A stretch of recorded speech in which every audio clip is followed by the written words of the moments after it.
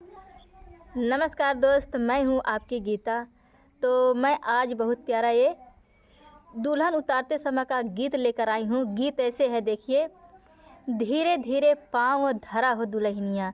चलिए हम आपको इसी प्रकार हम गाने मतलब गीत के माध्यम से गा के सुना रही हूँ। कैसे कह रही हैं? धीरे धीरे पाँव धरा हो दुल्हनिया, ससुराल में जा रही हैं तो किस तरह से कैसे जा रही हैं, क्या क्या कर रही हैं, हम गाने के माध्यम से सुना रहे हैं। सुनिए आप सब लोग। धीरे धीरे पाँव धरा दुल्हनिया हो, बाजे ना पायलिया। धीरे धीरे पाँव धरा दुल्हनिया हो, बाजे ना पायलिया। मम्मी पापा छूट गए गलिया, मम्मी पापा छूट गए, मैं का भी छूट गया। मम्मी पापा छूट गए, मैं का भी छूट गया। आ गए लो ससुराल के गलिया हो, बाजे ना पायलिया। आ गए लो ससुर जी के गलिया हो, बाजे ना पायलिया। धीरे धीरे पाँव धरियू दुल्हनिया हो, बाजे ना पायलिया। धीरे धीरे पाँव धरो दुल्हनिया हो, बाजे ना पायलिया। धीरे धीरे पाँव धरो दुल्हनिया हो, बाजे ना पायलिया।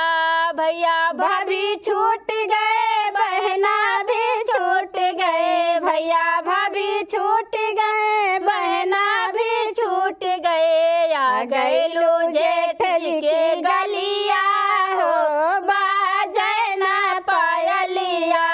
आ गए लो जेठ जी के गलिया हो, बाजे ना पायलिया। धीरे धीरे पाँव धरा दुल्हनिया हो, बाजे ना पायलिया। धीरे धीरे पाँव धरा दुल्हनिया हो, बाजे ना पायलिया। सखी सहेली छूट गए, घर आंगन छूट गया। सखी सहेली छूट गई, घर आंगन छूट गया। आ गए लो देवर जी के गलिया हो, बाजे ना पायलिया। आ गए लो देवर जी के गलिया हो, बाजे ना पायलिया। धीरे धीरे पाँव धरा दुल्हनिया हो, बाजे ना पायलिया। धीरे धीरे पाँव धरा दुल्हनिया हो, बाजे ना पायलिया। बाग बगीचा छूट गया, गाँव देश छूट गया। बाग बगीचा छूट गया, गाँव देश छूट गया। आ गए लो साजन जी के गलिया हो, बाजे ना पायलिया।